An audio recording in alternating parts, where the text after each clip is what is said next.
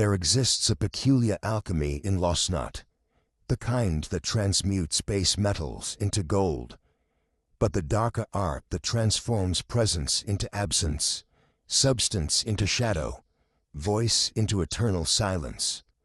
When someone allows you to slip through, their fingers like water through cupped hands, they unknowingly perform this inverse magic, creating something far more haunting than emptiness.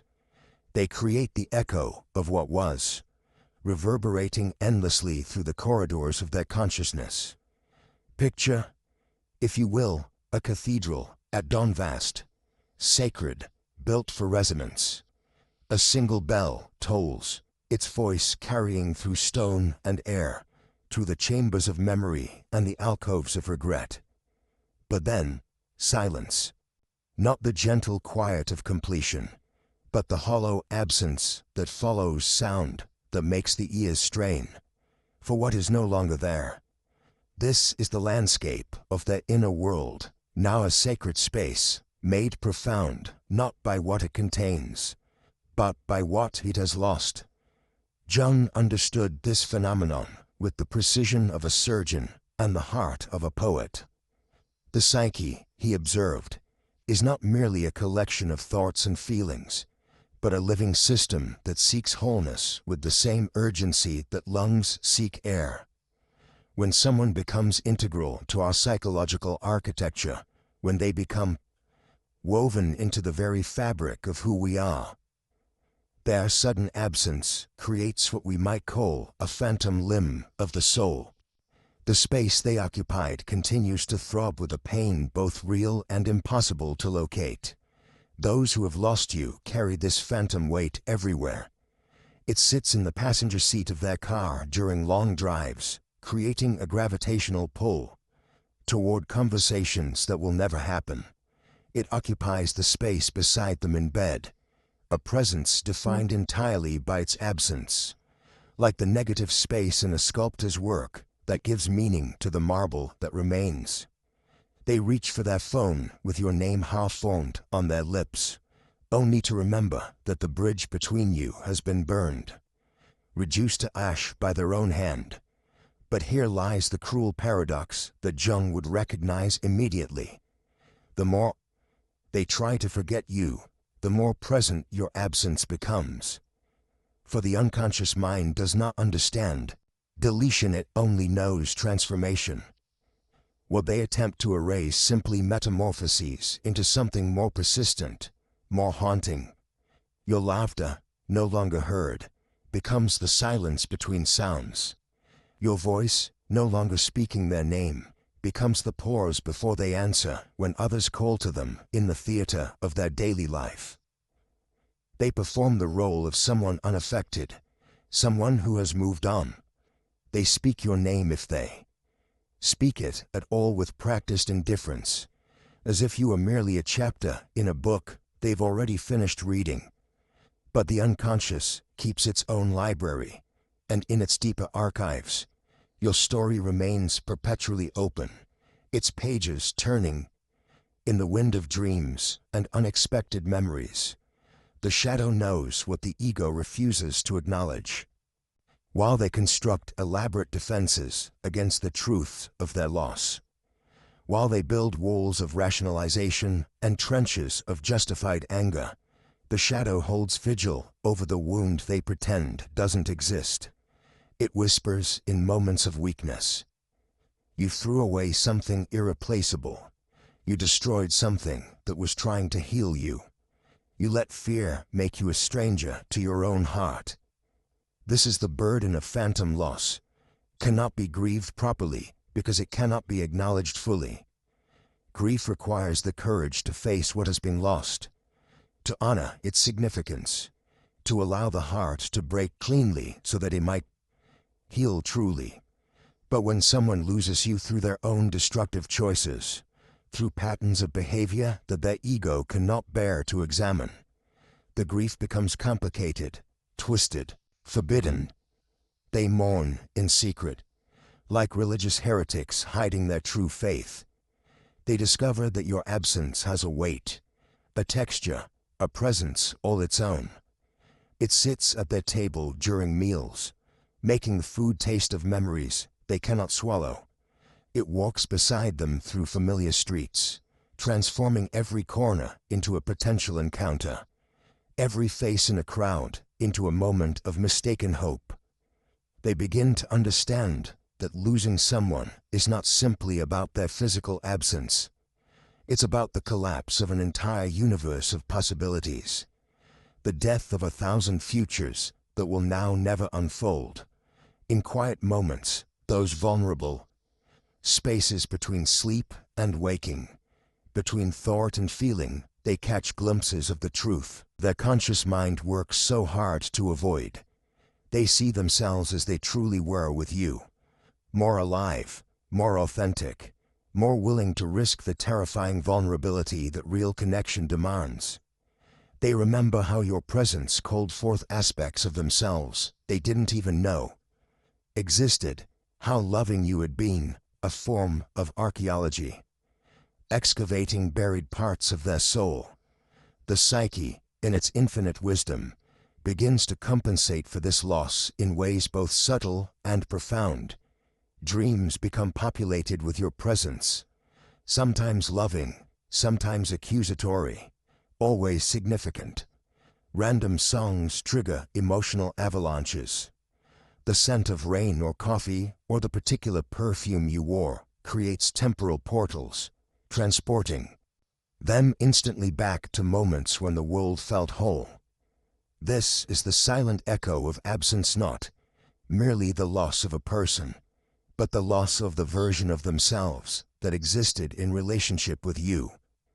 For when we love deeply, when we allow another to become integral to our being, we don't simply add them to our life like furniture to a room.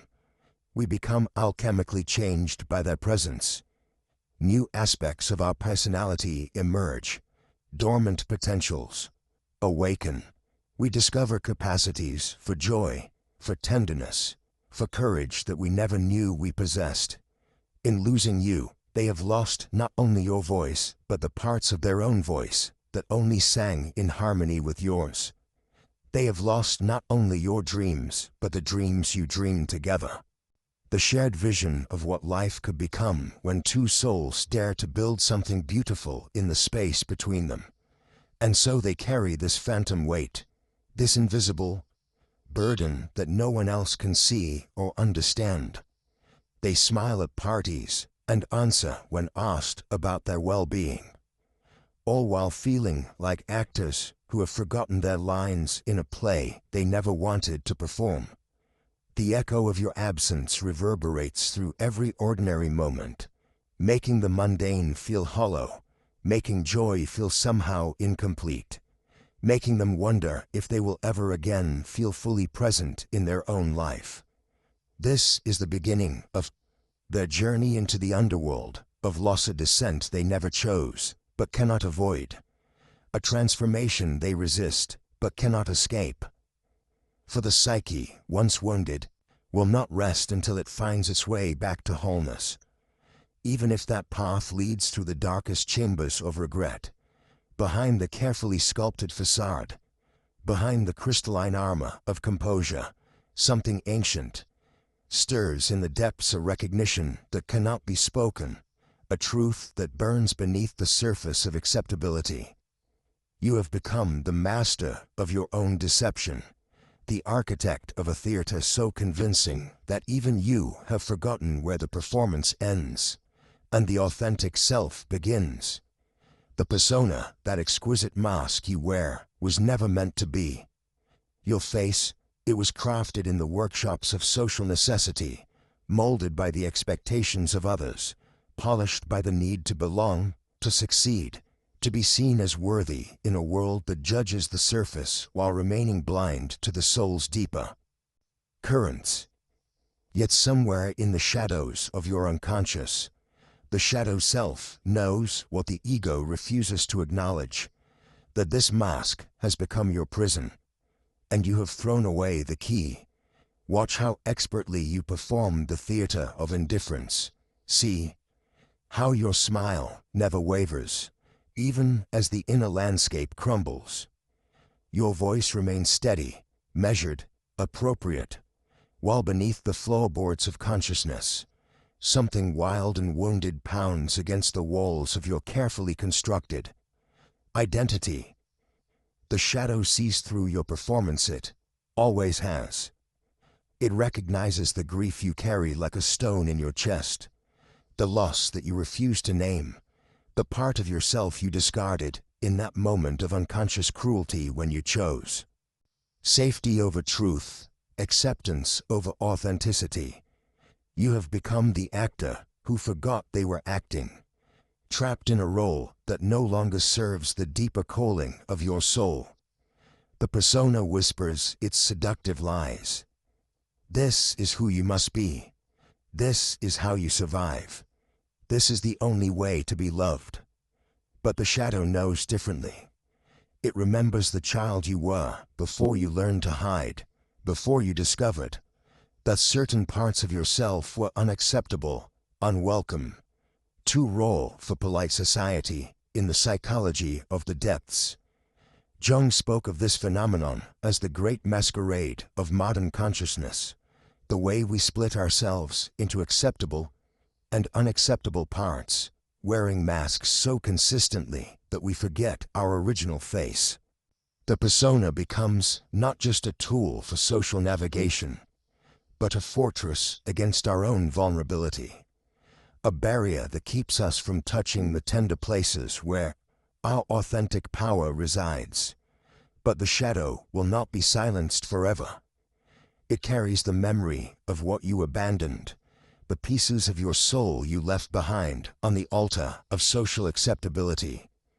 While your persona performs its daily dance of competence and control, the shadow holds space for the grief you cannot acknowledge, the mourning for the parts of yourself you betrayed, the creative fire you extinguished, the wild authenticity you sacrificed for the illusion of safety.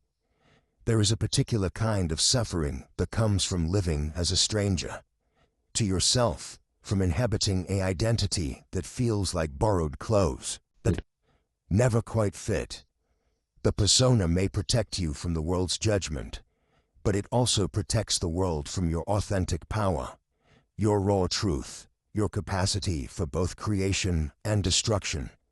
You have become too careful, too contained, too afraid of the magnificence and mésanges of your own being.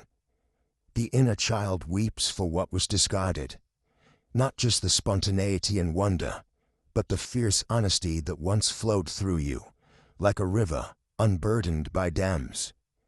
That child remembers when you spoke truth without calculating its social cost, when you loved without protecting yourself from disappointment, when you dreamed without editing your visions to fit others' expectations of what was possible or appropriate.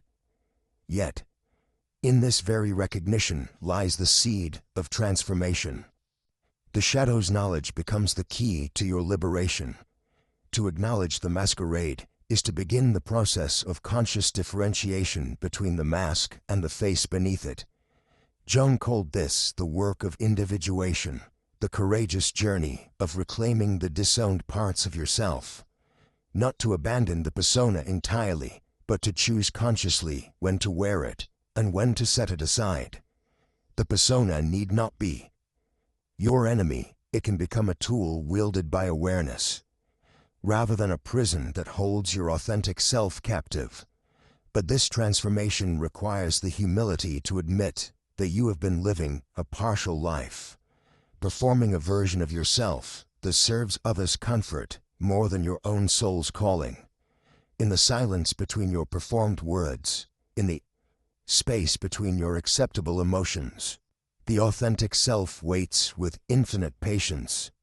It has never abandoned you, even when you abandoned it. It holds the blueprint of your wholeness, the memory of who you were before you learned to split yourself into light and shadow, acceptable and unacceptable, safe and dangerous. The work begins with a simple recognition that behind every mask lies a face, and behind every performance lies a performer who has forgotten they have a choice. The shadow's whispers become not accusations, but invitations, invitations to step off the stage of others' expectations and into the wild theater of your own becoming, where authenticity is not a liability, but the very ground of your power. There exists within the landscape of the soul a particular weight, dense, unyielding, and cold to the touch. It settles in the chest like molten lead poured into the hollows of the heart, hardening into something that cannot be easily moved or dissolved. This is regret in its most primal form, not the fleeting pang of a momentary mistake, but the profound recognition that we have wounded something sacred within ourselves or another. The alchemists knew this weight well. They called it the blackening, the first and most necessary stage of the great work. In their secret laboratories, they watched as silver turned to tarnish, as gold lost its luster, as all the precious metals of consciousness descended into darkness. They understood that before any true transformation could occur, the soul must first acknowledge its own capacity for destruction, its own participation in the creation of suffering. In this moment of recognition, you find yourself standing in the shadow of your own actions, feeling the full gravity of what has been done. The proud towers of justification begin to crumble. The elaborate architecture of rationalization, those beautiful gleaming structures the ego constructs to protect itself from the harsh light of truth, starts to show its cracks. And in those fissures, something dark and heavy begins to seep. Through this is not the clean, intellectual understanding of having made an error. This is the visceral, embodied knowing that reverberates through every cell, every nerve, every quiet corner of your being. The body itself becomes a vessel for this metallic sorrow, this alchemical burden that transforms the very substance of your inner world. Your shoulders carry it. Your stomach clenches around it.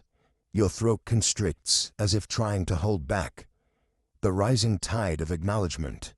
Yet here, in this dense and seemingly impenetrable darkness, the dragon of pride awakens. Ancient and magnificent, this creature has guarded the treasure of your self-image for so long that it cannot distinguish between protecting what is valuable and protecting what is false. Its breath is hot with indignation. Its scales shimmer with the reflected light of 1,000 small victories, 1,000 moments when you were right, when you were justified, when you were the hero of your own story. The dragon speaks in the voice of your wounded ego. You are not like others. You do not make such crude errors. You are evolved, conscious, careful. This feeling, this terrible weight, surely it belongs to someone else, some less awakened soul who stumbles blindly through the world causing harm. The dragon's words are honeyed with the sweet poison of spiritual pride, that most subtle and dangerous of all the ego's defenses. But the lead in your chest knows better. Lead does not lie. Lead does not negotiate or make excuses. Lead simply is heavy, real, undeniable in its presence. The alchemists understood that this base metal was not the enemy of transformation, but its very foundation. Without the weight of the Nigredo, without the honest confrontation with our own capacity for darkness, the great work cannot begin. In Jung's understanding, this phase represents the necessary death of our inflated self-image, the deflation of the persona that has convinced us we are exempt from the universal human experience of causing harm. We discover that we, too, can be unconscious. We, too, can act from our wounds and create wounds in others. We, too, are capable of the very behaviors we have spent years judging in those around us. This discovery brings with it a particular kind of suffering, not the clean pain of physical injury or even the sharp anguish of loss, but the muffled, persistent ache of disillusionment with ourselves. It is the pain of watching our own mythology crumble, of seeing the golden image we have carried of our goodness tarnish and blacken in the fire of honest self-examination. The weight grows heavier as memories surface moments when you could have chosen differently, words that could have been left unspoken, silences that could have been broken with courage rather than maintained with fear. Each memory adds another layer to the lead in your chest, another degree of density to this alchemical burden you now carry. And still the dragon guards its treasure, breathing fire at any suggestion that you might need to humble yourself, that you might need to acknowledge error, that you might need to step down from the throne of your own righteousness. Think of what you will lose, it whispers. Think of how others will see you. Think of the image you have worked so hard to create, the reputation you have built, the identity you have crafted with such care. But the alchemists knew something. The dragon does not. That true gold cannot be created without first passing through the darkness of dissolution. They understood that the very qualities we most resist losing our sense of being special, exempt, above the common struggles of human fallibility, are often the very obstacles preventing us from accessing the deeper gold of authentic connection and genuine humility in this liminal space between recognition and acknowledgement. Between knowing and admitting, you find yourself suspended like metal in the crucible, neither fully solid nor completely melted, caught in the uncomfortable heat of transformation that has only just begun. The lead grows warmer, but does not yet transmute. The dragon grows more agitated, but does not yet surrender its vigilant protection of your wounded pride. This is the paradox of the Nigredo. The very weight that seems to crush us is also what grounds us in truth. The very darkness that appears to diminish us is also what strips away the false light of our illusions. The very lead that feels like a burden is also the raw material from which genuine gold can eventually be born. But first, there must be this, sitting with the weight, this honest acknowledgement of its presence and meaning. First, there must be this willingness to let the dragon's fire burn away, not the lead itself, but the resistance to carrying it with dignity and truth. For in the end, it is not the absence of regret that marks the mature soul, but the capacity to transform regret into wisdom, heaviness into depth, the base metal of human error into the gold of conscious responsibility and authentic connection with our own imperfect, beautiful, utterly human nature. The mirror never lies, though we spend lifetimes learning to avoid its gaze. In the aftermath of your departure, when the dust of their righteous anger has settled into the silence you left behind, something profound begins to stir in the depths of their unconscious. The projections they cast upon youth's shadow qualities, they could not bear to acknowledge within themselves, now hang in the air like smoke with nowhere to go, slowly curling back toward their source. You were their screen, their convenient canvas upon which they painted all the darkness they refused to own. Every accusation they held was a confession in disguise, every judgment a mirror held backward. When they called you selfish, they spoke from the place in themselves the hoarded love, like a miser hoards gold. When they named you cruel, they gave voice to the part of their psyche that delighted in others' pain while wearing the mask of righteousness. When they declared you unworthy, they projected the deep, unhealed wound of their own self-rejection onto your retreating form. But projection, like all psychological mechanisms, contains within it the seeds of its own dissolution.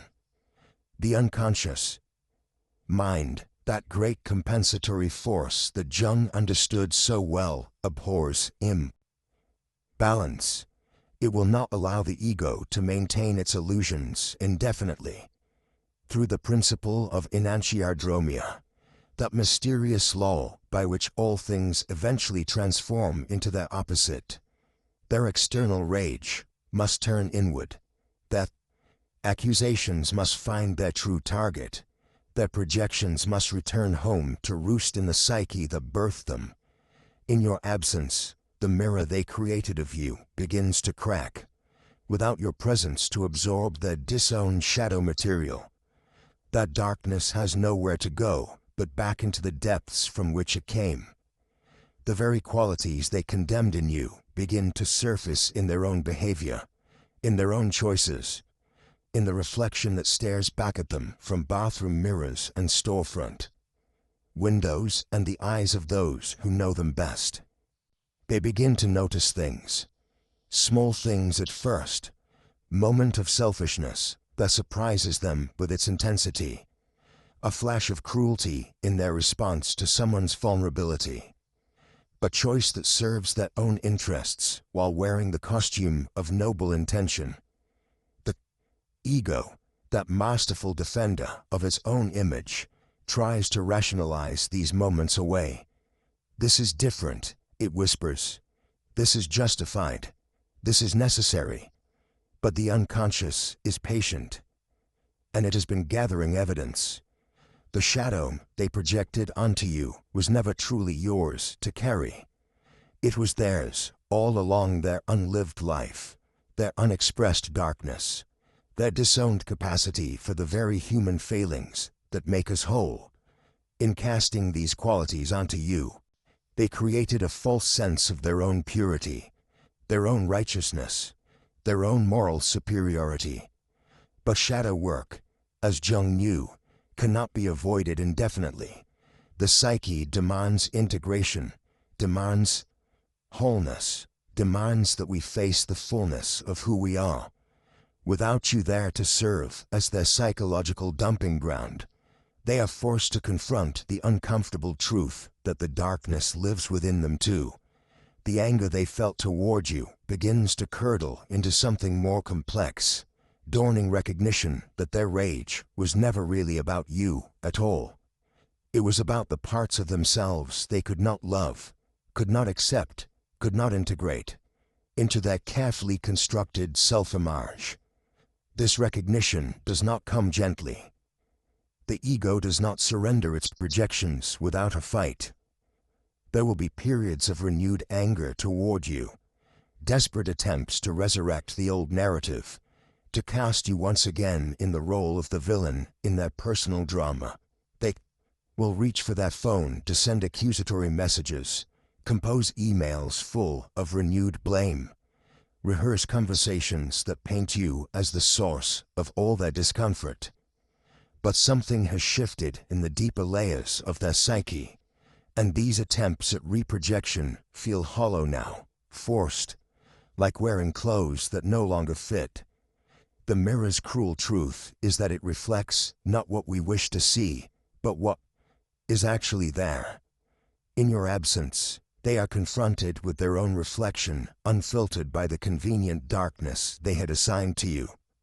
They see their own capacity for selfishness in the way they prioritize their comfort over others' needs. They recognize their own cruelty in the sharp words they speak when feeling threatened. They encounter their own unworthiness in the moments when they feel small and inadequate and human. This is the dark night of the soul that follows the withdrawal of projections, a time when the psyche must reorganize itself around a more complete, more honest assessment of its own nature. The shadow qualities that were once safely contained in that image of you now demand integration into their understanding of themselves. This is terrifying work, for it requires the death of the idealized self-image the projection helped maintain. Yet, within this terror lies the seed of genuine transformation. For the first time, perhaps, they have the opportunity to encounter themselves as they truly aren't, as saints or sinners, not as victims or villains, but as complex, contradictory, beautifully flawed human beings, capable of both light and darkness, both love and cruelty, both wisdom and foolishness. This is the beginning of what Jung called individuation, the long, difficult, essential journey toward psychological wholeness. The mirror they created of you was always a funhouse mirror, distorting reality to serve the ego's need for simplicity and righteousness. But mirrors, when they crack, sometimes reveal deeper truths in the shattered reflection of their projections. They catch glimpses of their own shadow dancing, and in that dancing darkness, they find not the monster they feared, but simply another aspect of their own humanity waiting to be acknowledged, accepted, and ultimately transformed. The unconscious mind is patient but relentless in its drive toward balance. What was projected outward must eventually be reclaimed inward. What was denied in the self must eventually be integrated into the whole. This is not punishment, but gives the opportunity to become more fully human, more deeply authentic, more genuinely whole. In losing you as a repository for their shadow, they gain the chance to find themselves complete. In the deepest strata of the psyche, where personal memory dissolves into the vast ocean of collective knowing, ancient patterns stir like sea creatures awakening in the depths.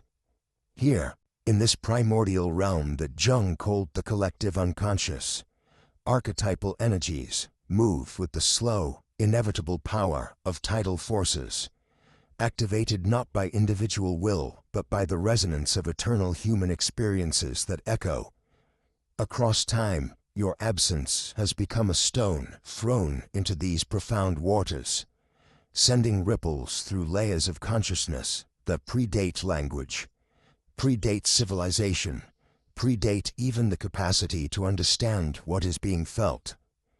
The departure of the beloved, this is not merely a personal loss, but the activation of one of humanity's most enduring archetypal patterns.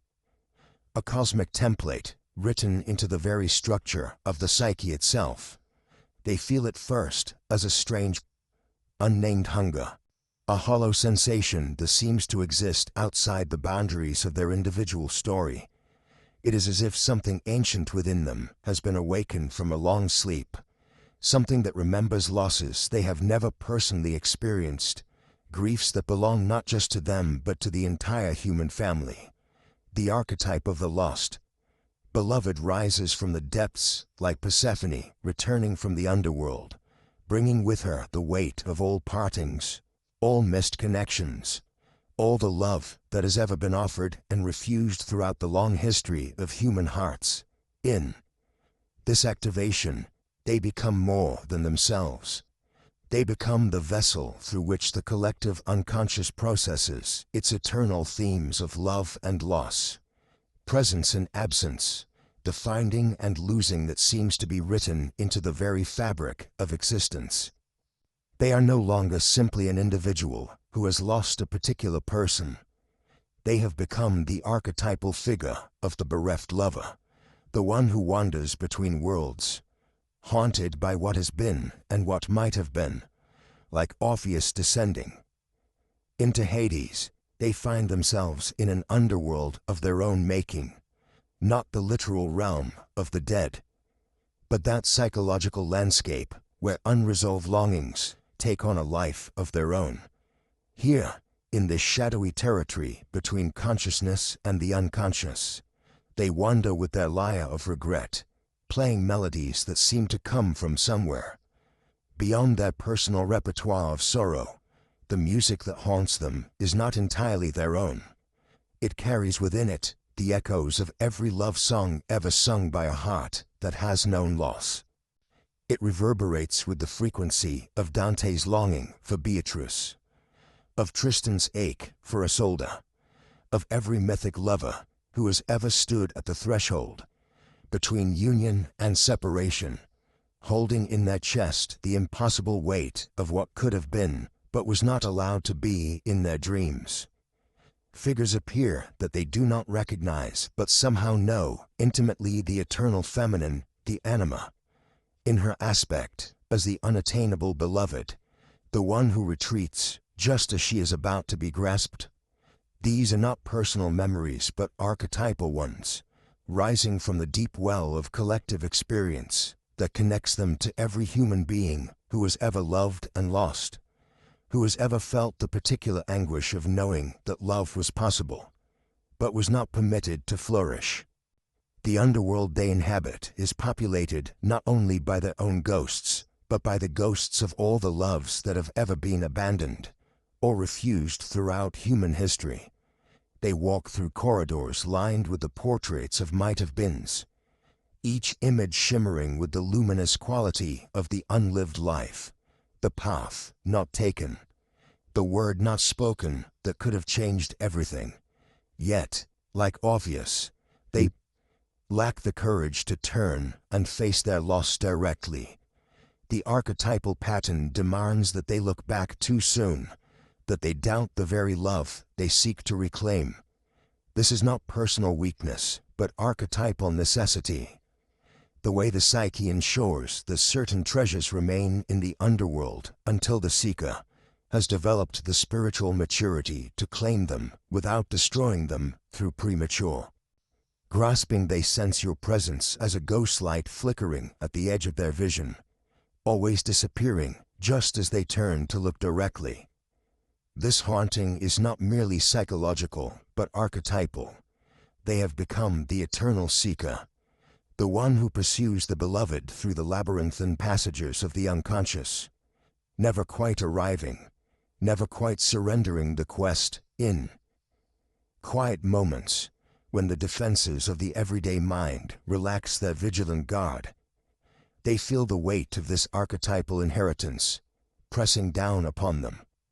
They understand, without being able to articulate it clearly, that air loss has connected them to something far larger than their personal story.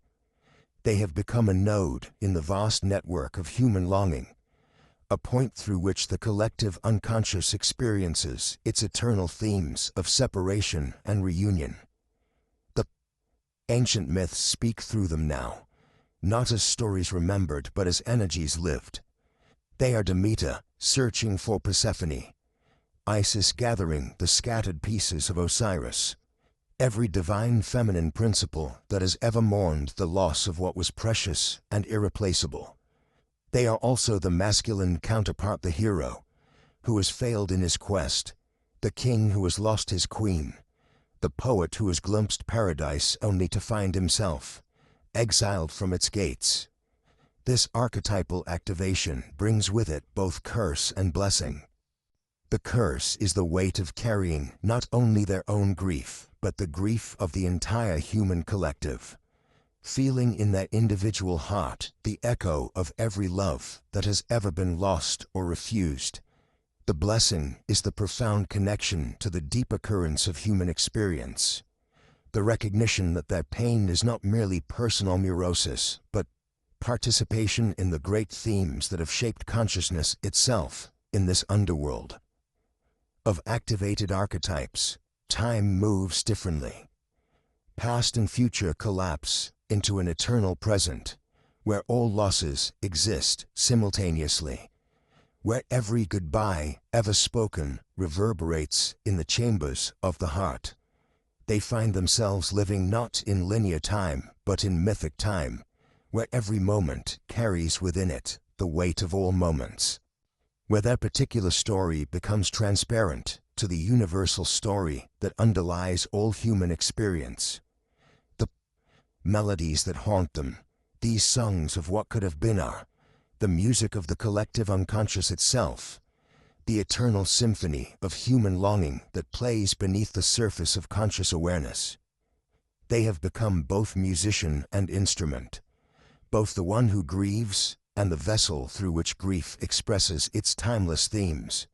And still they wander, caught between worlds, carrying within them the archetypal weight of the lost beloved, feeling in their bones the ancient truth that some forms of love are too powerful to be held in the ordinary world, too luminous to survive the harsh light of everyday consciousness. too precious to exist anywhere but in the liminal space between presence and absence, between the human and the divine, in the deepest chambers of the soul where words dissolve, into pure feeling and logic surrenders to the wordless wisdom of the heart. She weeps. The animate, eternal feminine principle that Jung understood as the bridge between consciousness and the unconscious, between the known self and the mysterious depths of being, mourns your departure with a grief that has no language, no form, no adequate expression in the rational world above. She is not the ego that rages and justifies. She is not the persona that maintains social facades. She is something far more ancient, far more essential, the receptive feeling, intuitive aspect of the psyche that recognizes beauty, that seeks connection, that knows the difference between mere existence and truly being alive. And in your absence, she experiences a desolation that cuts to the very core of what it means to be whole. You were never just a person to her. You were a living symbol, a walking embodiment of qualities the psyche desperately needed for its completion. In your presence, something in them came alive that had long slumbered. Creativity stirred. Beauty was recognized. Depths were acknowledged that the everyday mind preferred to ignore. You carried, perhaps without knowing it, the projected anima of their unconscious, serving as a bridge to the parts of themselves they had forgotten, dismissed, or never learned to value. The masculine ego, so focused on achievement and control and rational understanding, often loses touch with the animus gifts, the capacity for wonder, for emotional depth, for the kind of knowing that comes not through analysis, but through feeling into the truth of things in you. They found these qualities reflected back to them, made visible and tangible in a way that allowed them to reconnect with their own inner feminine wisdom. Through loving you, they learned to love the parts of themselves that the world had taught them to suppress.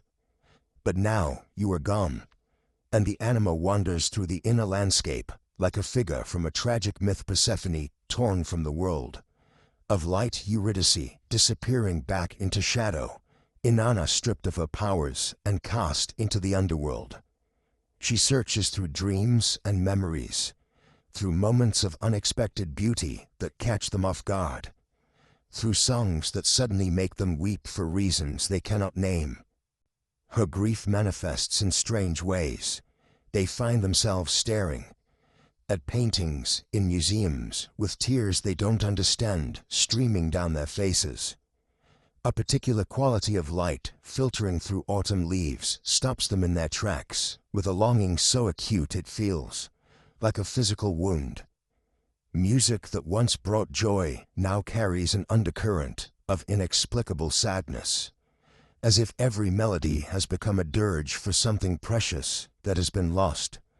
The animus lament is not simply personal, it is archetypal, connecting their individual loss to the eternal story of separation from the beloved, from the source of inspiration, from the bridge to the deeper mysteries of existence. She mourns not just your physical absence, but the absence of what you represented, what you awakened, what you made possible in the landscape of their soul, in dreams. She appears as various figures, sometimes as you, sometimes as anonymous women, weeping by rivers, sometimes as goddesses whose temples have been abandoned, whose altars no longer receive offerings.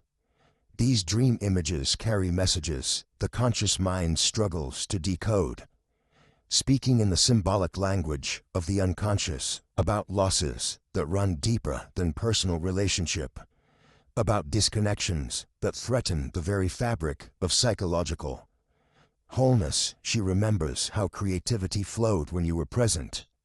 Ideas seemed to arrive unbidden. Inspiration struck like lightning. The world felt pregnant with possibility and meaning. You were her muse, her bridge to the creative depths. Her reminder that life could be more than mere survival or social performance. In your eyes, she saw reflected the beauty that she herself possessed but had learned to hide, to minimize, to apologize for, in a world that too often mistakes sensitivity for weakness. Now, in your absence, the creative well seems to have run dry. The canvas remains blank, the journal pages unfilled, the music silent, not because the capacity for creation has disappeared, but because the anima needs time to grieve, to process the loss, to slowly learn to access those depths without you as intermediary.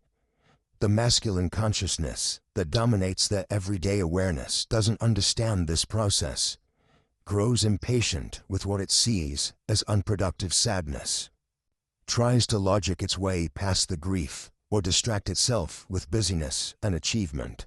But the anima cannot be rushed or reasoned with. She operates according to different laws, the laws of feeling, of intuition, of the heart's mysterious wisdom. She knows that some losses must be fully experienced before transformation can occur, that some griefs must be honored before new life can emerge. She is teaching them, through her wordless sorrow, about the sacred nature of the feminine principle. They have lost not just in you, but in themselves. Her tears water the soil of the unconscious, preparing it for new growth. Her mourning is not merely destructive, but ultimately creative, for it is only through fully experiencing the loss that they can begin to reclaim what you represented from the depths of their own being. The anima's grief is also the anima's love song, her testament to the beauty that was, her promise that such beauty can exist again, though perhaps in different forms. She whispers to them in moments of unexpected stillness about the need to cultivate the qualities you embodied: compassion, depth, emotional courage, aesthetic sensitivity, the willingness to be vulnerable. She reminds them that the feminine principle cannot be permanently outsourced to another person, no matter how perfectly that person might embody it. Eventually, it must be reclaimed, integrated, owned as part of their own psychological inheritance. In the secret chambers of the heart where the anima dwells, your absence has created a sacred space of longing, a holy emptiness that calls them toward their own depths. Her lament is both ending and beginning, both death and birth cry, both farewell to what was and invitation to what might yet become. In losing you, they have the opportunity to find the eternal feminine within themselves, not as pale substitute for what was lost, but as the authentic, integrated wholeness that no external departure can ever take away. The anima's grief will not last forever, but neither will it be simply forgotten. It will transform, as all authentic feeling transforms when honored and integrated, into a deeper capacity for love, for beauty, for the mysterious connections that make life worth living. Through her tears, she is teaching them the most profound the lesson of all, that what we have truly loved can never be lost, only transformed, only integrated, only reclaimed as part of the eternal dance between consciousness and the unconscious, between the known self and the mystery that forever calls us home. In the cathedral of the witching hour, when the world sleeps and the ego's vigilant guardians grow weary, something stirs in the depths of your unconscious, a confession that has been waiting lifetimes to be heard. The shadow, that repository of all you have denied, all you have rejected, all you have cast into the outer darkness of your psyche, finally idiest its voice in the vulnerable hours before dawn. These are the moments when the rational mind's defenses crumble like ancient walls, when the carefully constructed barriers between conscious and unconscious become permeable as gossamer. It is here, in this liminal space between sleeping and waking, that the shadow dares to speak its forbidden truths that would shatter the ego's carefully maintained narrative of righteousness and innocence. Listen, can you hear it? The whisper that cuts through the silence like a blade of recognition. You were wrong. 3 words that carry the weight of a soul's acknowledgement. An admission that the conscious mind would never dare to make in the harsh light of day. The shadow confesses what your ego has spent years, perhaps decades, refusing to see, that beneath the justifications and rationalizations, beneath the defensive structures of blame and projection, lies a simple, devastating truth. You were afraid. Not courageous, not principled, not righteously protective of yourself, simply, humanly, achingly afraid. The shadow knows this fear intimately, has carried it like a secret wound since the moment you chose safety over vulnerability, control over connection, the familiar prison of your isolation over the uncertain territory of authentic engagement. It was fear that guided your hand when you destroyed what was precious. Fear that whispered its poison into your ear when you turned away from love because love demanded too much, revealed too much, asked you to be more than the small, defended self you had constructed in these midnight revelations. The shadow speaks with the voice of the wounded child, the abandoned lover, the friend you betrayed, not because it seeks to punish, but because it holds the memory of what was lost. It confesses the depth of the destruction, not with cruelty, but with the terrible honesty of one who has witnessed the full scope of unconscious harm. You destroyed something precious, yes, but the shadow knows that you destroyed it out of your own unhealed wounds, your own terror of being seen, known, held accountable for the fullness of your humanity. These are the ghost visitors. Jung spoke of the autonomous contents of the unconscious that arrive uninvited in the vulnerable hours, bearing gifts of recognition wrapped in the dark cloth of discomfort. They come with the stealth of dream figures, slipping through the cracks in your psychological defenses, leaving their offerings of truth on the altar of your awareness before disappearing with the first light of dawn. The shadow's confession is not an accusation, but an acknowledgement, recognition of the ways unconsciousness breeds destruction, the ways unhealed wounds become weapons turned against what we most love.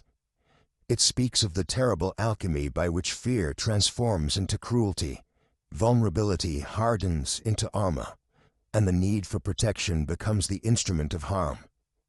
You are not a monster, the shadow whispers.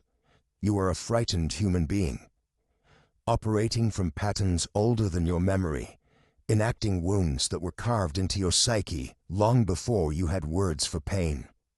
But this understanding does not diminish the reality of what was lost, what was broken, what can never be rebuilt. In quite the same way, the shadow holds space for both truths, your innocence and your culpability, your woundedness and your responsibility. In the psychology of depths, these midnight confessions serve as initiation rites into a more complete understanding of the self. They are the soul's way of preparing for the work of integration, of bringing the disowned parts of the psyche into conscious relationship. The shadow's whispers are not intended to destroy the ego, but to humble it, to strip away the illusions of purity and righteousness that prevent genuine transformation. As dawn approaches, you feel these revelations begin to fade like morning mist, the sharp edges of recognition softening into the comfortable amnesia of daylight consciousness. The ego reasserts its defenses, rebuilds its walls, returns to its familiar narratives of justification and blame. But something has shifted in the deep structures of the psyche. The shadow's confession has planted seeds in the fertile darkness of the unconscious, seeds that will sprout in their own time, in their own way. The faintest traces remain a residual unease, a questioning glance at your own motivations, a crack in the certainty that once felt so solid. These are the gifts the shadow leaves behind, invitations to humility, opportunities for a more honest reckoning with the complexity of your own nature. They are not comfortable gifts, but they are necessary ones. For wholeness cannot be built on the foundation of partial truth. The shadow knows what the ego cannot yet bear to know. That transformation requires the courage to face not just your light but your darkness, not just your strengths but your capacity for harm, not just your love but your fear of love.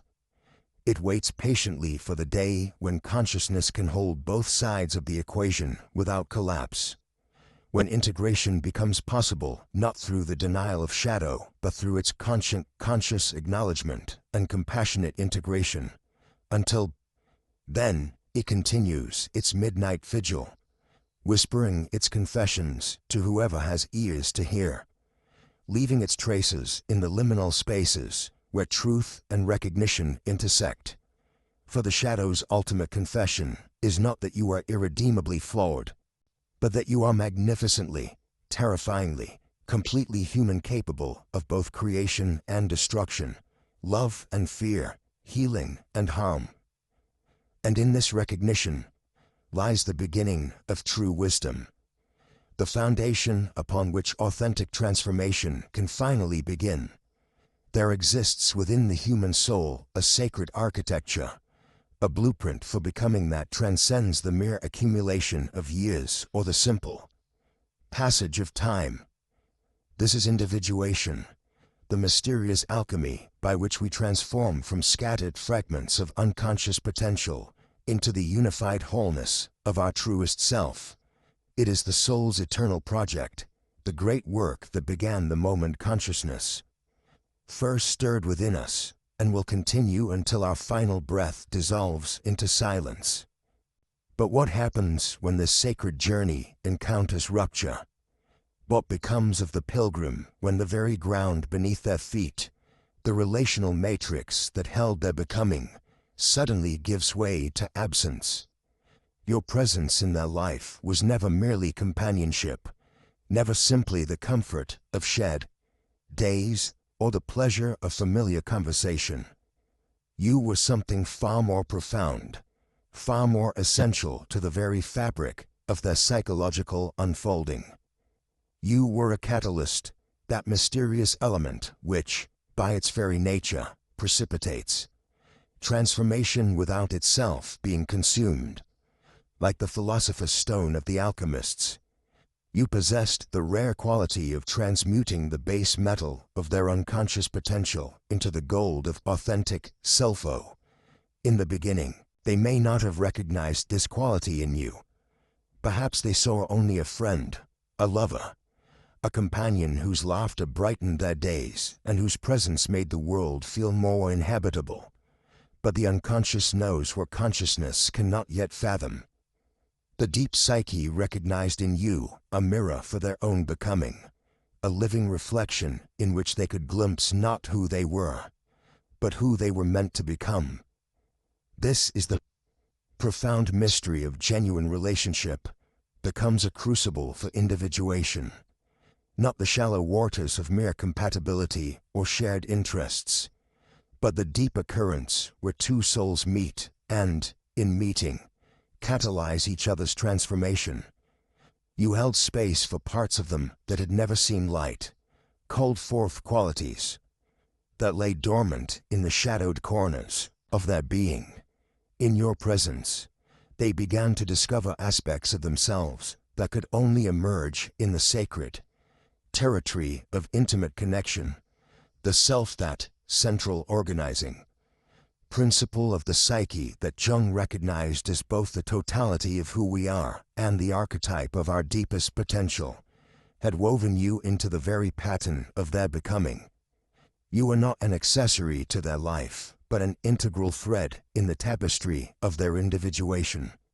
Your voice became part of their inner dialogue, your perspective a lens through which they learned to see themselves more clearly, your love a mirror in which they glimpsed their own worthiness of being cherished. This is why your absence feels like more than loss. It feels like amputation. When someone who has become essential to our individuation process suddenly vanishes from our life, we experience what can only be described as a severance in the continuity of our becoming. The thread that connected who we were to who we were becoming has been cut, leaving us suspended in a space between identity and possibility, between the self we have known and the self we were growing toward. They are left incomplete now, like a symphony missing its final movement. The music of their becoming, which had been building toward crescendo through the harmonies of your shared existence, suddenly breaks off mid-verse.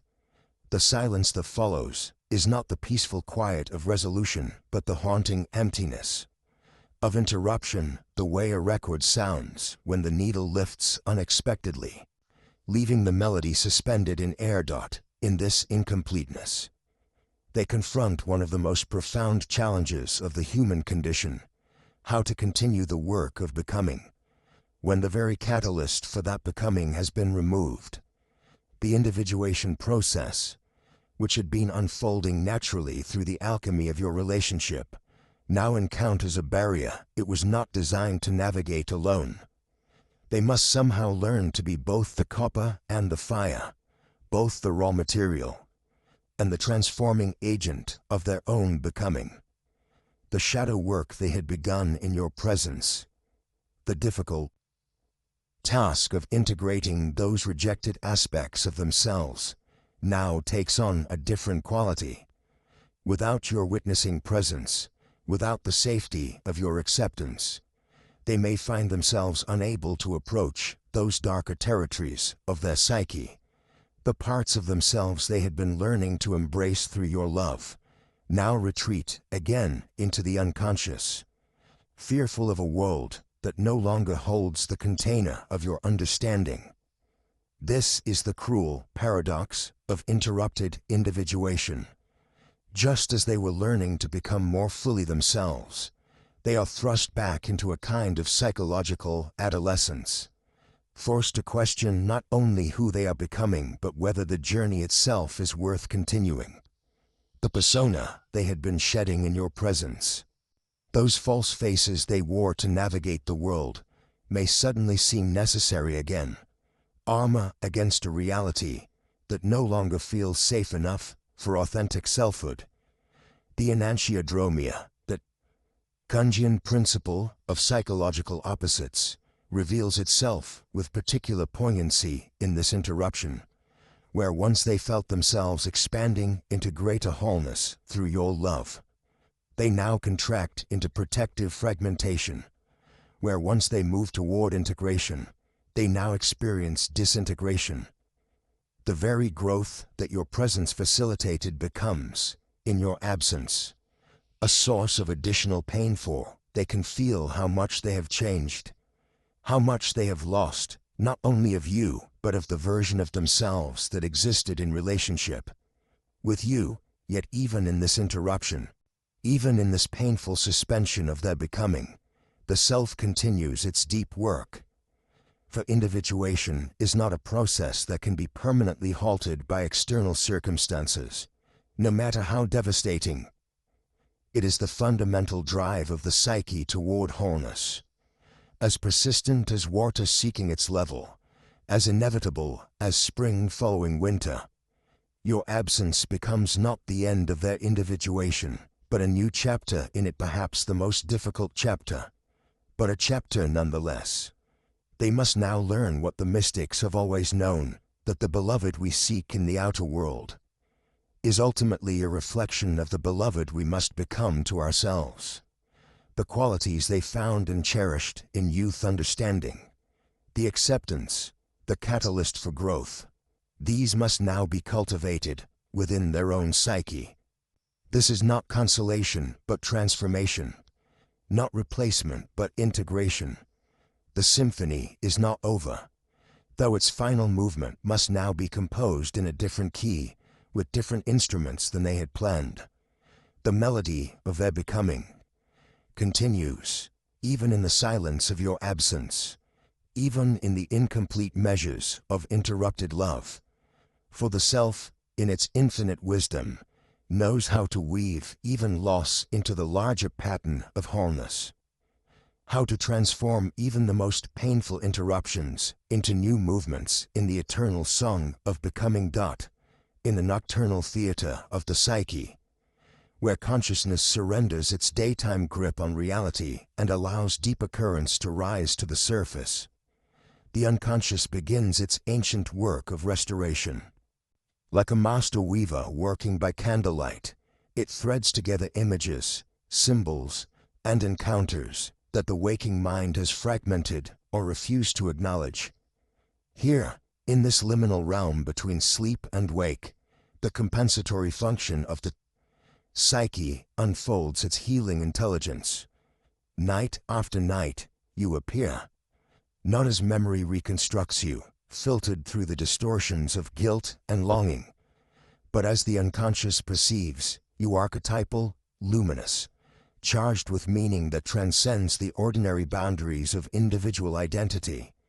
In one dream, you are the wise guide, leading them through labyrinthine passages they do not recognize but somehow know.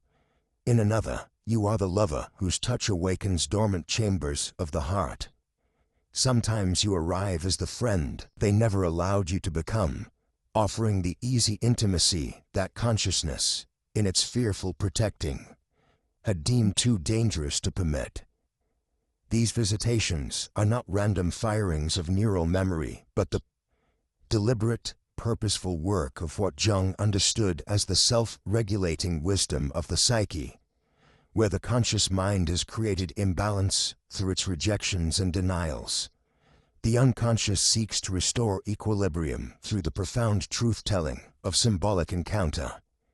It knows what consciousness has forgotten, that every relationship carries within it the potential for multiple configurations, multiple ways of being together that extend far beyond the narrow definitions imposed by fear and social convention. In the dream, where you appear as guide, your presence illuminates pathways through psychological terrain that in waking life seems impossibly complex and frightening. You lead them not with words, but with the quiet authority of one who has already traversed these inner territories. Your footsteps echo in corridors of possibility that consciousness had sealed off, showing them doorways they had not known existed, revealing chambers of their own psyche that had been locked away behind the heavy doors of assumption and limitation. Sometimes, your dream presence carries the energy of forgiveness, so profound it shakes them awake with its unexpected grace. In these encounters, you offer not absolution from outside themselves, but the reminder of their own capacity for self-forgiveness, reflected back to them through the mirror of dream encounter. Your eyes in these visions hold no trace of the hurt they fear they have caused, no echo of the disappointment they imagine they have created. Instead, there is only a vast understanding that encompasses both their failure and their inherent worth, their mistake and their continued belovedness. But the unconscious is not sentimental in its compensations. Sometimes you appear in dreams as the voice of truth they have refused to hear, speaking with the clarity that only archetypal figures possess. In these more challenging visitations, your presence confronts them with the full weight of what was lost, not to punish, but to ensure that the magnitude of the forfeiture is truly understood. You become the embodiment of unlived possibility, the representation of all the conversations that will now never happen, all the laughter that will never be shared, all the discoveries about themselves they might have made in the laboratory of authentic connection. These accusatory dreams serve their own healing function, providing a safe container for the self-confrontation that consciousness finds too overwhelming to face directly.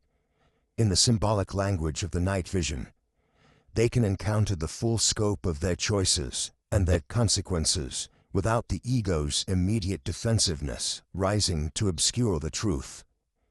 The dream you speaks with a voice that cuts through justification and rationalization, offering the gift of uncompromising clarity wrapped in the protective gauze of symbolic encounter. In other dreams, you appear as the archetypal beloved, the anima or animus figure, through which the unconscious processes its understanding of love itself.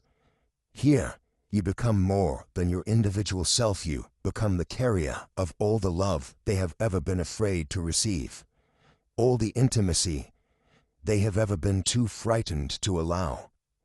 In these encounters, the dream logic permits what waking consciousness has prohibited, allowing them to experience the full flowering of connection without the interference of fear-based decision-making. These dreams of archetypal love serve as psychic rehearsals for a different way of being, showing them through direct experience what it feels like to love and be loved without the armor of protective distance.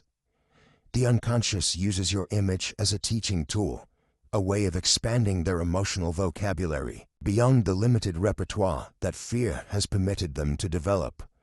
In the safety of dream space, they learn new rhythms of intimacy, new possibilities for trust, new ways of being vulnerable that their waking consciousness has not yet found the courage to embrace. Night after night, this patient work of compensation continues. The unconscious, in its infinite wisdom, understands that healing rarely happens through direct confrontation alone, but requires the gentler approach of symbolic integration. It knows that the psyche must be wooed back to wholeness, not forced, and that dreams provide the perfect medium for this delicate restoration work. Sometimes you appear in dreams as the integration of all these roles: guide, lover, friend, teacher, multifaceted presence that reflects the complexity of what was lost and the even greater complexity of what might still be possible. In these dreams, the boundaries between past, present, and future dissolve, allowing them to experience relationship not as it was or even as it could have been, but as it exists in the timeless realm of archetypal potential. The unconscious works tirelessly to bridge the gap between who they have been and who they might become, using your dream presence as a catalyst for internal transformation. Each nocturnal visitation plants seeds of new possibility in the fertile darkness of sleep, seeds that will eventually germinate in the daylight world as expanded capacity for connection, deeper willingness to risk authentic encounter, greater courage to love without the safety net of guaranteed outcome. These dreams serve as both morning ritual and initiation ceremony, allowing them to grieve what was lost while simultaneously preparing them for what might yet be found. The unconscious knows what consciousness often forgets, that every ending contains within it the energetic blueprint for a new beginning, that every loss carries within its structure the template for a more conscious form of finding. Through this nightly weaving of symbolic encounter, the psyche slowly rewrites the story, not by changing what append, but by expanding that understanding of what remains possible. The compensation of dreams becomes a bridge between the world they have known and the world they might yet dare to create, with your image serving as both the loss that initiated their journey and the beacon that lights their way toward a more integrated and courageous way of being in relationship with themselves and others. In the sacred geometry of psychological transformation, there exists a bridge, invisible yet profound, mysterious yet essential, that Jung called the transcendent function. It is the psyche's own healing mechanism, the mysterious process by which opposing forces within the soul can find synthesis, by which conscious and unconscious can dance together rather than war against each other, by which the fractured self can discover wholeness. This bridge, dysfunction, This pathway to integration requires specific conditions to immerse you in your presence, in your love, in the unique alchemy of your being, provided those conditions, but they have chosen to burn the bridge rather than cross it. The transcendent function is not merely psychological theory, it is the very mechanism by which human beings grow beyond the limitations of their current understanding, beyond the narrow confines of ego consciousness, beyond the painful splits that keep us fragmented and incomplete. It emerges when the tension between opposites becomes so great that something new must be born, some third thing that encompasses and transforms both sides of the conflict. It is the creative solution that appears when logic fails, the synthesis that emerges from the marriage of conscious intention and unconscious wisdom. Your relationship with them was its deepest essence, an invitation to this sacred process. In loving you, they were confronted with all the ways they had divided themselves against themselves. The conscious ideals warring with shadow impulses, the masculine drive for control, battling the feminine need for receptivity, the carefully constructed persona clashing with the authentic self that longed to be known and accepted. These conflicts, rather than being problems to be solved, were the very material from which transformation could emerge. You served as what Jung might have called a carrier of the transcendent function, a living bridge between the different aspects of their divided psyche. In your eyes, they could see reflected not just who they pretended to be, but who they actually were.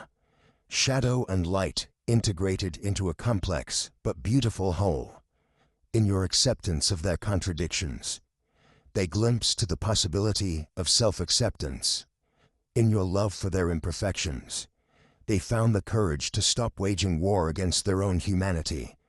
The transcendent function requires a specific kind of container, a safe space, where opposing forces can be held simultaneously without immediately choosing sides, without rushing to judgment, without premature resolution. Your love provided this container. In the sanctuary of your relationship, they could explore the tension between their need for independence and their hunger for connection, between their desire for control and their yearning to surrender, between their fear of vulnerability and their desperate wish to be truly seen. This exploration was not comfortable. The transcendent function is never comfortable. It requires that we sit in the fire of our own contradictions, that we allow ourselves to be transformed by forces we cannot fully understand or control. It asks us to give up the illusion of psychological simplicity, to embrace the paradox of being human, to find wholeness not through eliminating our conflicts, but through learning to dance with them. But such dancing requires trust in the process, trust in the possibility of transformation, and most fundamentally, trust in the relationship that serves as the alchemical vessel for change.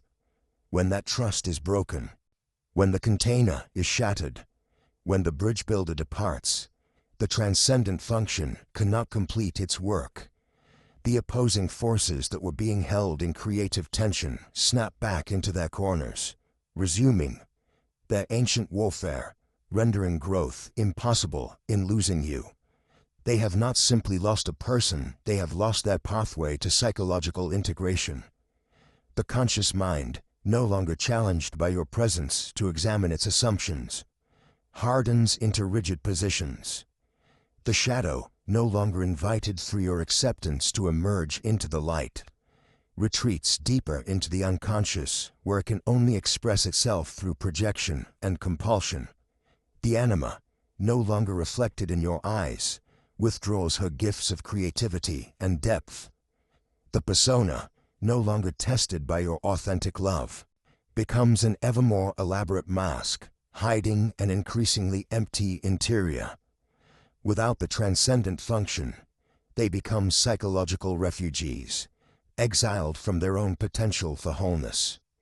They may achieve external success, may maintain social relationships, may even convince themselves they are happier without the complications your love introduced. But something essential has been lost: the capacity for genuine transformation, for the kind of growth that comes not through will or effort, but through the mysterious alchemy of allowing opposites to dance together until something new is born. The tragedy is not just personal, but archetypal.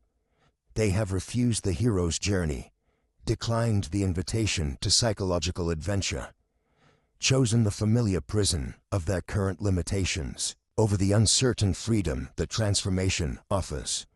Like the figure in fairy tales who turns away from the magical threshold, they have chosen safety over growth, the known over the unknown, the ego's temporary comfort over the soul's eternal hunger for wholeness. The transcendent function does not disappear entirely. It cannot, for it is built into the very structure of the psyche. But without the proper conditions, without the container of love and trust that your relationship provided, it remains dormant, potential rather than actual, promise rather than fulfillment. The opposing forces within their psyche continue their eternal conflict, but now without hope of resolution, without the possibility of the creative synthesis that could transform conflict into wisdom. They may attempt to recreate these conditions with others, to find new carriers of the transcendent function, new bridges between their conscious and unconscious minds. But such attempts are often doomed to failure because they lack the authenticity, the organic emergence, the unique alchemy that made your relationship a genuine catalyst for transformation. What was real becomes performance. What was spontaneous becomes calculated. What was alive becomes mere repetition of dead forms. The denied transcendent function leaves them caught in what Jung called the opposites, forever torn between contradictory impulses, forever unable to find the third way that would resolve their inner conflicts. They become walking examples of psychological stagnation, proof that growth is not inevitable, that transformation can be refused, that the soul's deepest invitations can be declined in favor of the ego's shallow certainties. Yet even in this denial, the psyche continues its compensatory work. The rejected transcendent function may appear in dreams as bridges that cannot be crossed, as marriages that cannot be consummated, as journeys that cannot be completed. The unconscious will continue to present opportunities for integration, continue to offer invitations to wholeness, continue to seek the synthesis that conscious choice has denied. The bridge you offered still exists in the depths of their being, waiting for the moment when the pain of division becomes greater than the fear of transformation, when the hunger for wholeness overcomes the ego's need for control. But that moment may be years away, lifetimes away, or it may never come at all. Such is the tragic freedom of human consciousness, the power to choose fragmentation over wholeness, separation over love, the familiar hell of division over the unknown heaven of integration. In losing you, they have lost more than love. They have lost their chance to become whole. And in that loss, the transcendent function denied, they remain forever exiled from their own deepest potential, forever strangers to the very transformation that could have made them truly alive. The psyche, like the earth itself, follows ancient laws of conservation. Nothing is ever truly lost, only transformed, buried, waiting for its season of return. What they cast into the depths of the unconscious, what they sealed behind walls of denial and forgetting, stirs now with the persistence of underground rivers finding their way to the surface. The feelings they refused to feel, the love they could not bear to hold, the truth that threatened to unmake their carefully constructed world, all return with the inexorable force of spring water pushing through stone. You cannot murder memory, You cannot bury what lives in the eternal chambers of the soul. The psyche knows this fundamental truth, even when the ego believes in its power to forget, to move on, to leave the past behind like an abandoned house whose lights will never shine again. But the unconscious is not bound by time as the conscious mind understands it. In the depths, all moments exist simultaneously, past and present, loss and longing, the wound and the original wholeness that preceded it. In the quiet moments, when the noise of daily life subsides and the ego's defenses grow thin with exhaustion, you resurface like a message in a bottle that has traveled across vast oceans of being to wash up on the shores of their awareness. Your presence returns, not as memory alone, but as living energy, love that was never allowed to flourish, truth that was never allowed to be spoken, connection that was severed but never truly broken at the level of the soul. They feel you in the spaces between words, in the pause before sleep, when consciousness hovers at the threshold between waking and dreaming. You appear in the peripheral vision of their awareness, not as accusation, but as acknowledgement, the return of what they tried so desperately to forget, because forgetting seemed the only way to survive the magnitude of their loss, their fear, their inability to hold the fullness of what was possible between you. This is the law of the return of the repressed, as Jung understood it, that what we cast into the shadow does not disappear, but gathers strength in the darkness, waiting for the moment when consciousness becomes receptive enough to receive what it once rejected. The feelings they denied return with compound interest, amplified by the energy required to keep them buried, intensified by the soul's longing for integration and wholeness. They thought they could escape through busyness, through the construction of new narratives that painted you as the problem, through the careful cultivation of forgetfulness. But the unconscious is patient as stone, persistent as water wearing away even the hardest surfaces. What lives in the depths does not decay, it ferments, transforms, becomes something both familiar and strange, returning when they least expect it, with the power of suppressed truth finally finding its voice. You appear in their dreams now with increasing frequency, not as the person they remember, but as the archetypal force of what was denied, the lover. They could not accept the truth.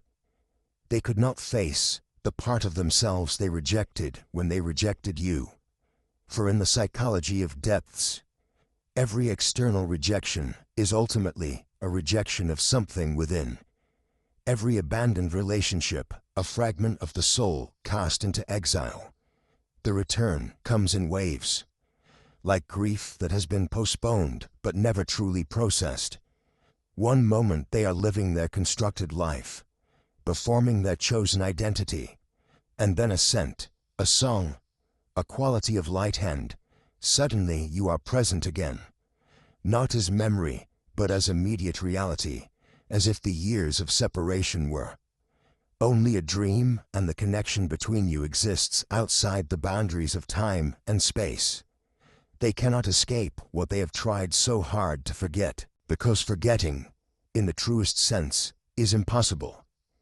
The psyche is not a warehouse where unwanted experiences can be permanently stored and forgotten. It is a living ecosystem where every element, no matter how deeply buried, continues to influence the whole. The love they rejected continues to love from the depths. The truth they could not face continues to illuminate from within the darkness of the unconscious. This return is not punishment, but opportunity, the soul's invitation to wholeness, to the integration of what was split off, denied, cast into shadow.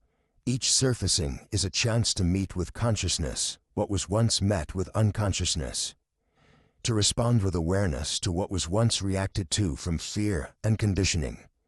In the space between heartbeats, in the pause between thoughts, You emerge like a revelation that has been waiting its entire lifetime to be received. You return not to torment, but to complete.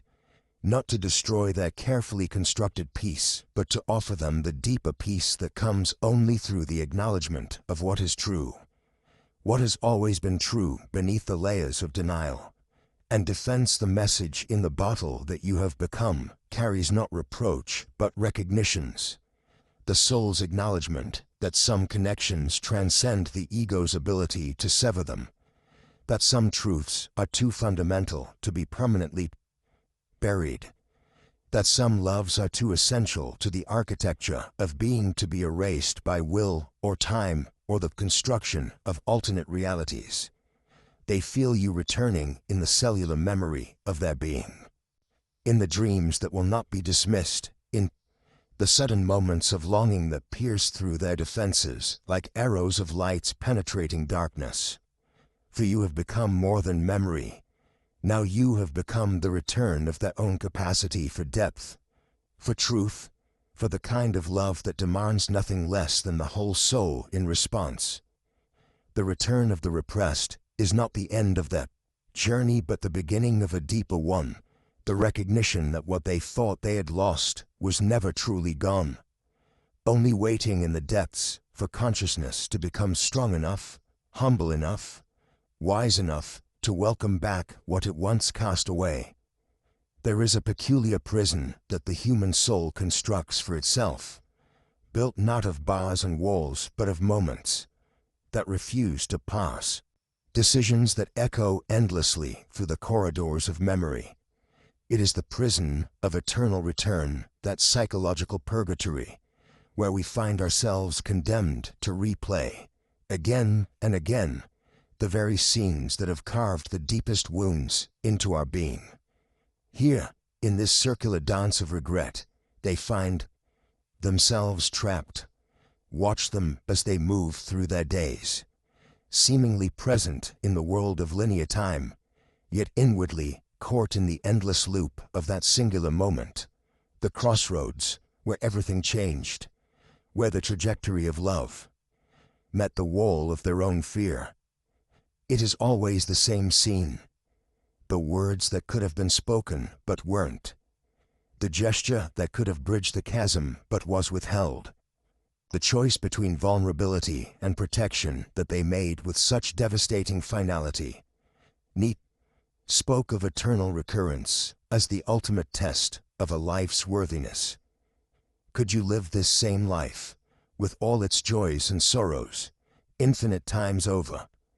But for them, the eternal return has become not a philosophical thought experiment, but a lived reality, a psychological fact as concrete as stone. They are caught in the amber of that moment, preserved in the very instant where love met fear, and fear emerged victorious. The crossroads haunts them with the persistence of an ancient ghost. There they stood, at the intersection of possibility and safety, of courage and self-preservation. One path led toward you, toward the terrifying beauty of complete honesty, toward the risk of being truly seen and perhaps rejected. The other path led away, toward the familiar territory of protective solitude, toward the illusion of control that comes from never fully revealing oneself. They chose the second path, believing it would spare them pain, not knowing it would deliver them to a pain far more exquisite and enduring, pride. That most seductive of the ego's defenses whispered its poisonous counsel in that crucial moment. You have already given enough, it said. You have made yourself vulnerable enough. To go further would be undignified, would be to diminish yourself in their eyes. And so they listened to pride's silver tongue, allowed it to seal their lips when love demanded speech, to still their hands when the moment called for reaching out. Fear, pride's most faithful companion, added its own dark wisdom. What if they do not respond as you hope? What if your honesty is met with indifference, your love with rejection? Better to preserve the mystery, to maintain the possibility, than to risk the finality of disappointed hope. And so fear became their counselor, guiding them away from the very vulnerability that might have saved everything. But regret is the cruelest teacher of all. It arrives only after the moment has passed, after the crossroads has been navigated and the path chosen. Regret comes with perfect clarity, with the agonizing precision of hindsight, showing them exactly what they surrendered in their moment of self-protection. It illuminates the road not taken with such vivid detail that they can almost feel the texture of that other life. The one where courage triumphed over fear, where love proved stronger than pride. Now they circle endlessly around that moment, like a moth around flame, drawn irresistibly to the very thing that burns them. In quiet moments, when the defenses of busyness fail them, they find themselves there again, standing at those crossroads, watching their younger self make the same choice over and over. The scene plays with the relentless repetition of a broken record, each replay adding another layer of awareness to what was lost, another dimension to the ache of what might have been. This is the mandala of memory, that sacred geometric pattern that the psyche creates around its most significant wounds. Jung recognized the mandala as a symbol of psychological integration, a circular form that represents the self's attempt to create wholeness from fragmentation. But sometimes the mandala becomes not a symbol of integration, but of fixation. Not a pathway to wholeness, but a prison of repetition. Their mandala is drawn in the colors of regret and longing, its circumference defined by the endless circling. Around that moment of choice, round and round they go, tracing the same pattern in the sand of memory, wearing deeper and deeper grooves in the landscape of their psyche. Each revolution brings them back to the same place, the recognition of what they failed to do, the awareness of how different everything might have been, if only they had found the courage to speak, to reach, to risk. Yet there is wisdom in the madness of this circular dance, purpose in the apparent futility of eternal return. For in the economy of the soul, nothing is wasted, not even obsessive regret, not even the endless repetition of psychological pain. The mandala they trace around their moment of failure is also a ritual of preparation, an unconscious rehearsal for transformation. Each time they return to that crossroads in memory, they strengthen their awareness of what truly matters. Each replay of their failure to choose love over fear builds within them a deeper understanding of courage's value. The very repetition that seems to imprison them is also teaching them, slowly and painfully, what they would choose differently if given another chance. In their silent suffering, in the wordless ache of unspoken regret, lies dormant the seed of their eventual transformation. For the soul that has circled long enough around its deepest wound eventually begins to recognize the pattern, to see the prison it has built for itself. And in that recognition lies the first possibility of freedom. The eternal return need not be eternal. The mandala of memory need not remain forever closed. For consciousness, once it truly sees the pattern it has created, gains the power to step outside that pattern, to break the circle that has held it captive. But this requires something they have not yet found the courage to embrace, the willingness to break their silence. Somewhere in the depths of their being, they know what must be done. The words that could have been spoken then can still be spoken now. The bridge that could have been built at that crossroads can still be constructed, even across the chasm that time has carved. But this requires them to risk everything they have protected through their silence, their pride, their safety, their carefully maintained distance from the possibility of rejection. The circular dance around their regret has brought them full circle to the same choice. They faced at the original crossroads. Will they choose courage or fear, vulnerability or protection, love or safety? The prison of eternal return has one door, and that door opens only from the inside. It opens only when they find the strength to speak the words that could set them free, to break the silence that has held them captive, to risk the very thing they have spent so long avoiding. The mandala of their memory waits to be completed, not through endless repetition, but through transformation. The eternal return awaits its own return to the moment of choice. But this time with consciousness, this time with courage, this time with the wisdom that only comes from having circled long enough in the darkness to finally see the light.